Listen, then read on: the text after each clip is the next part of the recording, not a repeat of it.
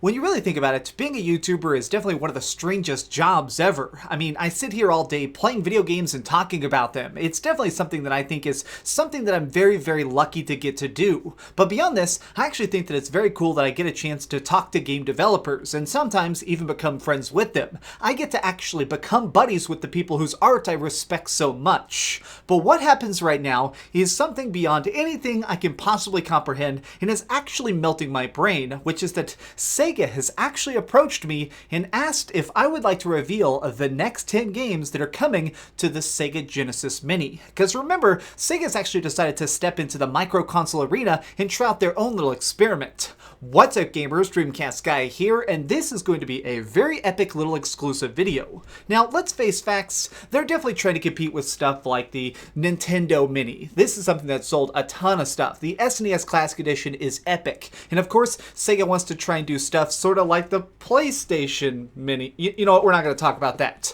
But still, it's pretty clear that Sega wants to do this right. Their thing costs $80 and is going to have 40 games total on it. So far, they've only revealed 10 of them, so 30 of them have been a complete mystery until today. Let's start off by talking about what the initial 10 games they revealed are. So as of yet, the main ones they've talked about are Sonic the Hedgehog, Echo the Dolphin, Castlevania Bloodlines, which is still, in my opinion, the very best Castlevania, Space Harrier 2, which is such a classic that had to make the freaking list, Shining Force, Dr. Robotnik's Mean Bean Machine, which I really, really like because it's just a Japanese puzzle game called Puyo Pop, there's Toe Jam and Earl, Comic Zone, Altered Beast, and Gunstar Heroes. Now, all of these are super, super good, but personally, I've played a bunch of these. They're games that are kind of in a lot of the classic Sega collections. They've sold these things on Switch and everything else. What I was hoping for the most when it comes to this micro console is new stuff. Games that we have never seen before, or at least are very, very rare to get repackaged. And that is where these pop up. I am now going to go through the 10 games that Sega has given me permission to reveal today. First up, we gotta talk about Streets of Rage 2. Yes, that's right. The very best beat 'em up of all time is actually going to be in this collection. Beyond this, though, is the really crazy stuff like Shinobi 3, which is, of course, a sweet little ninja masterpiece where you're going along, chopping people up, and having a neat little adventure in such a cool 16-bit style. But one of the ones that gets me the most excited at this whole list I'm revealing today is Contra Hardcore. Yes, that's right. Perhaps one of the toughest run-and-gun shooters of all time is going to be in this compilation. This Genesis Mini is very seriously now going to be considered by a lot of people as the go-to machine just because of this. I mean, it's seriously one of the best Konami games ever made, and the fact that they managed to get permission to put it on here is absolutely epic. Speaking of epic, though, we gotta talk about the really underrated RPG Landstalker. Now, I like Landstalker, and I happened to actually just find it for cheap a couple years ago, and I beat it. It was one of those games that I had never heard anybody even mention until it was already in my Genesis, and playing it, I realized that it's a game that is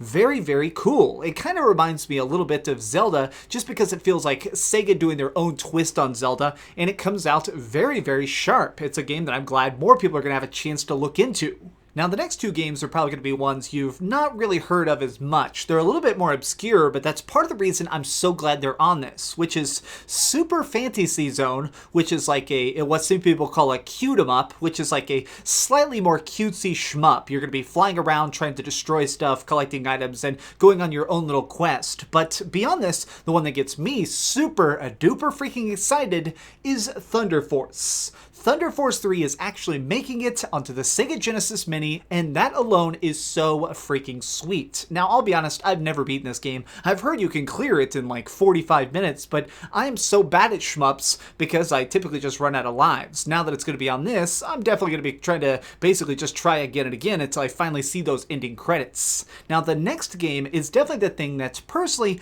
I'm probably the most excited about, just because it's something that I feel like is something that is very often often not talked about, which is actually two classic Disney games. They're actually going to be putting Castle of Illusion and World of Illusion both on this. Now, there's probably a chance you've never even heard of these, but basically what they are is they're Disney-themed platformers with like puzzles and stuff in them, but the reason I like them is that you get to switch between different characters in the game and solve all sorts of very interesting puzzles. They're just one of those games that I feel like a lot of people when they were growing up thought, oh man, that's a dumb kid's game, and they didn't purchase it and ended up getting overlooked, and now a lot of people are kind of getting a chance to reflect on that and realizing that these are totally underrated hidden gems. And now I think a ton of people are going to discover that. That's actually the kind of thing I like the most is when it comes to these micro consoles, I want them to be a mix of classic games that we all know about and new games, like stuff that is just sort of under the radar. That way, these games that are super old school get a chance to actually flourish and get the sunlight they deserve,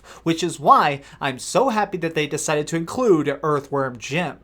Now, this is one of those games that's not just fun, but it's also unique. It's just so freaking trend-setting in its style. It ended up inspiring so much of the different style and influence of the entire 90s. Everybody was trying to mimic this really cool hand-drawn style, and almost like it's straight out of the pages of a comic book. And that's why I like it, is that Earthworm Jim is not trying to copy stuff, it's trying to create stuff. But nothing is more important than the #1 game I'm allowed to reveal to you today, which is Sonic 2. Yes, that's right. They're going to be putting, in my opinion, the very best of all the Sega Genesis games on the Genesis Mini. It's always been my opinion that when it comes to the Sega Genesis and how it managed to find its place in the market, you can really kind of attribute a huge chunk of its success to Sonic 2 specifically. This game is great, but beyond just being great, it's instantly playable, it's got co-op, it's got lots of different rings and collectibles and hidden paths and lots of different little secrets tucked within it. It's one of those games that sort of encourages replayability, but beyond just gushing about this game, it kind of just makes it feel like a true home for it. It makes me sort of hopeful that we could see maybe other freaking games from this franchise show up. Maybe we could get the original trilogy, or hopefully even Sonic and Knuckles. Give us even more Sonic for this because, I mean, heck, we want as much as possible on this little machine. It deserves it, we deserve it, and frankly, let's face it, it's an easy win. Now, this isn't a huge shock. Obviously, why wouldn't they? It's the Blue Hedgehog. Everybody loves the Blue Blur. But beyond this, they also own the rights to it, so it's basically free for them to put it on there. But I was still a little bit hesitant since initially they were only talking about the original Sonic. I just wanted to make sure that that was on there since this game, to me, is absolutely epic. Now, at this point, we know that there are actually going to be 20 more games revealed at some point over the course of the next couple of weeks or months, and I'm already beginning to just boil in my brain thinking about what they could be. I mean, this stuff that I got to reveal today is so insane. I mean, it's so far beyond my dream list that at this point I'm just kind of trying to, well, kind of figure out what they could do else. I mean, are they going to do something like Mutant League, which would be absolutely epic? Are they going to try and throw something on there that's just super, super crazy? I mean, I hope that they put on a bunch of stuff like Phantasy Star. I hope that they really kind of just push the limits. Put the games that people don't know about, put the games that people love. Man, I would absolutely lose my mind forever if they just really threw open the door hinges and tried the super experimental stuff. Give us everything. 40 games is a ton, and for $80, I am very pleased by that price tag. So let's hope that we get tons and tons of different weird stuff. I want the Golden Axe trilogy. I want everything we could possibly do it. Put Game Ground. Put everything. That way we get a good mix of arcade experiences and really cool freaking console experiences all on one very tight little machine. There's just so many possibilities between racing games, beat-em-ups, co-op experiences. There's just so much possibility as to what could be on this that I'm just kind of imagining the infinite possibilities of what will be or could be. Either way, I want to know what you guys think of it. Personally, I'm very, very pleased just because I'm glad that this isn't just a rehash of any of the previous Genesis collections. A lot of this stuff is actually appearing on a mini console for the first time, of course, but also is appearing in a collection for the first time. And this is exactly what I want. If I'm paying you nearly $100 for a gadget, I want to make sure that it's providing an experience experience unlike anything else can provide. But tell me your thoughts in the comments down below, and some of the games that you wish the very, very hardest would actually appear on this micro console. And do me a favor, give this video a like to basically show Sega that you're happy that you let me reveal news, because maybe they'll let me do it again in the future. You know, I really want to try and reveal some Yakuza news at some point, so maybe if this gets like 10,000 likes, I can tell Sega to let me reveal some Yakuza or Judgment news, or maybe something about Shenmue. Either way, thank you so much for watching, gamers. You guys rock. If you would, please just share this video, leave me a cool comment, and do me the biggest favor of all, and keep dreaming. And of course, dogs start barking at my house as soon as I finish. There's a huge storm coming, so I actually got to edit this real quick. Thanks so much for watching that video. If you want to see something else, you can always click this link to see what I put up last, or, you know, subscribe and see what's coming up next. Also, I promise that whatever I do, it'll try not to suck.